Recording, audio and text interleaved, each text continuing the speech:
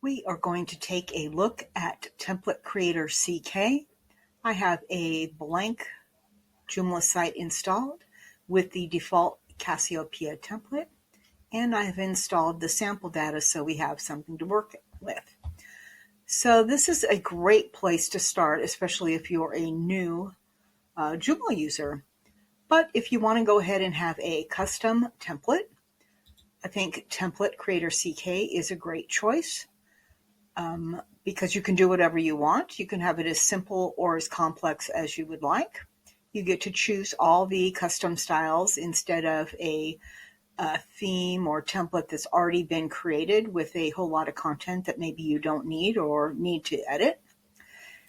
When you first come to Template Creator CK, I'm assuming you already know how to install an extension. You'll see you have an opportunity to upload custom fonts, and you would do that right here, and that would be something from like Font Squirrel. That's a good choice and what I use all the time. Then here are our templates, and of course we got to log in again, so let me go ahead and do that. Okay, so we're logged in now, and when you first install it, you have a blank template, and I generally just leave that there and create a new one. And there's a number of things that you can start from, including a lot of these that are already, if you're new to this and you want to try out, how was this done? You have an opportunity to go ahead and look at the demos, and you have an opportunity to go ahead and install them and see what you like. But again, I like to do my own custom thing. A lot of them I start out very basic and then add to it. So I often just start from a blank template. Again, it gives you all sorts of choices here, but I usually choose this one, and I'll show you why in just a second. So here you get some basics, and don't worry, because if you get something wrong, it's very easy to change it. I'm going to just go ahead, though, and first thing, I'm going to change a couple of the default settings. If you don't know, Joomla is built on Bootstrap, and a lot of the components and extensions I use also use Bootstrap. So, you can kind of see how that's going to work for you, but oftentimes anymore, I just choose to include it. The Font Awesome library, I've had better luck choosing automatically. And then, of course, Google Analytics option. Just setting this to yes allows in the template, once it's published, to have your Google Analytics code. You always start with pretty much the basics on these. Background color of white, text color of a dark, almost black. I'm going to change this to a 16 pixel font. And I'm going to keep the rest of these just as they are. But as you could see, you could go ahead and just set it up with custom colors right from the get-go if you want. I'm going to choose Save and Close. Now, the first thing I do is I delete this row. I generally prefer to have a wrapper with my main content here. So that would include the main content, a left and a right column. And so you would choose those by clicking on this. And then I choose left and right. And I give this a 25% left width and a 30% right width. And that's just like I say or 25 rather. And that's just to get started. And as users of Joomla already probably know, if there is no modules in the left-hand or right-hand column, then the content will just fill the whole width. But if there is content in either of the left or right column, it will display at these widths. So I'm going to choose Save and Close. Then what I do is I add a top wrapper and a bottom wrapper. And why I do this is because I like to have a full width wrapper, and I like to have a full width bottom wrapper as well. So here's the top one, and I generally put in a row because it gives me a little more control. And here I'm going to choose 3 columns, or 2 columns, let's do that. And I'm going to choose 30% for this column, and this defaults to 70. And I'm going to go back, and I am in this first row area, I'm going to put a module, and this is where I'm going to put my logo. And I like to do it this way because my clients, who many of them do manage their own sites, they can manage their logo from the module settings. So this creates the module position of logo.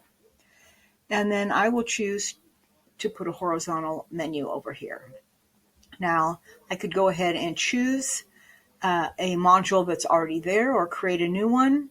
But for right now, I'm just working on creating the template itself. So I am going to go ahead and just leave it at default. But I like to have my positions named how I like them. So I'm going to call this one menu and menu.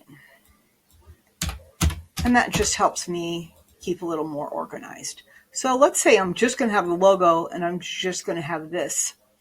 And I want the menu to display at the bottom. So I'm going to go ahead and do that. I'm also going to go over here and click on the little orange pencil. And in the block formatting, I want it to be centered. And I choose apply. And I'm going to go ahead and take this whole row wrapper and I'm going to edit the styles. And I'm going to choose, now if there was any styles applied already, I could choose quick styles and it'll show me right away instead of having to click through all these things. But we don't have, and be able to clear them. We don't have any, so I'm just going to choose right here the page background. And here's where you get into the colors. You can create a palette and you can have a whole set of colors that would then display down here. But for purposes of this, I'm just going to randomly choose this darker green color and say OK. And you saw how it all turned green. And so I want anything I'm going to put in here to have white text. And so there you go. My menu, you can see, is still the default link color. So I can come over here, choose this, menu, and the normal link, and I can choose this to be white. And there it is. So that gets me the basics of a header. And then sometimes I have a little trouble adding the footer wrapper. So let's see if it'll work for me. It just doesn't click down there often. Oh, and it worked great. I'm going to name it footer wrapper. And again, I would proceed with adding a row, and then oftentimes I would have 2 or 3 modules down here, maybe copyright, maybe a bottom menu. But for purposes of this, I'm just going to show you how I would just change the background color to be a full width. And so that gives me a nice, and that's how a lot of templates are these days. They have information in the main content area, and they have a full width footer and header. Okay, so I'm just going to say this is my basic template here, and I'm going to choose save. And it's saved. But when I come back here, we've still got Cassiopeia. And why we need to do that is we can do all the editing and saving in here, but it isn't going to be able to be applied to the front end until we install it. So for the first time around, you click install. Once your template has been installed, then this will say apply. So it will apply any changes. And that gives you the opportunity to do a lot of changes without people seeing it on the front end. So I'm going to go ahead and install it. Uh-oh, you're creating a template with the wrong Joomla version. So I don't want to do that. So I come over here to the page, information, and this is one of the main reasons I love Template Creator. If you have any of these versions of Joomla, you just choose which one you want.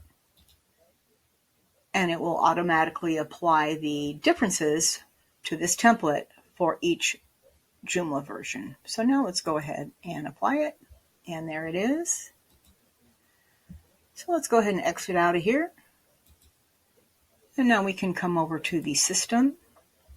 And we'll come over to the site template styles. And we see that Cassiopeia is our default.